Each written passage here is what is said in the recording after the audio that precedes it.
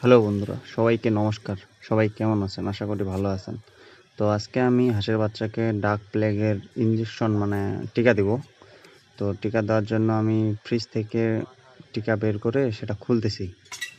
টিকা বাসায় কিভাবে নিজে দিবেন আমি আপনাদের আজকে ফার্স্ট টু লাস্ট বলার চেষ্টা করব। তো ডাক প্লেগ টিকা দেওয়ার নিয়ম হচ্ছে, হাঁসের বাচ্চা 3 সপ্তাহ বা তার বেশি বয়সী হলে প্রথম টিকা দিতে হবে। টিকা তৈরি করার জন্য প্রথমে যেটা করতে হবে, 10 ml সিরিঞ্জ দিয়ে 10 সিরিঞ্জ পানি আপনাকে আলাদা কোনো পাত্রে বা গ্লাসে নিয়ে নিতে হবে। যে দেখুন আমি যেভাবে নিচ্ছি এভাবে করে 10 ml করে হিসাব করে 10 সিরিঞ্জ পানি আপনি আলাদা করে 100 ml আলাদা করে নেবেন। 100 ml পানিতে আপনি টিকাটা ঘুলবেন, আপনি এই টিকা 100 হাঁসকে দিতে পারবেন।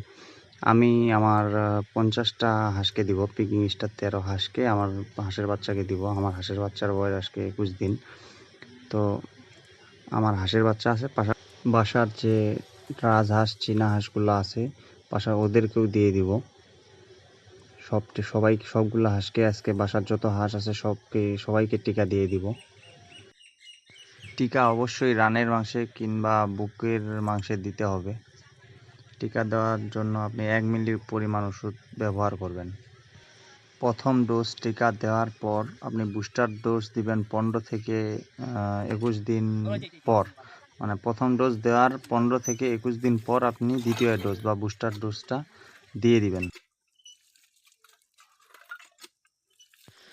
তারপর আপনি যা করবেন, টিকাটাতে পানি নেবেন, পানি নিয়ে আপনার টিকার ভিতরে ঢোকায় সেটা ভালোভাবে মিশাই নেবেন, মিক্স করে নেবেন, একটু ঝাঁকায় নেবেন।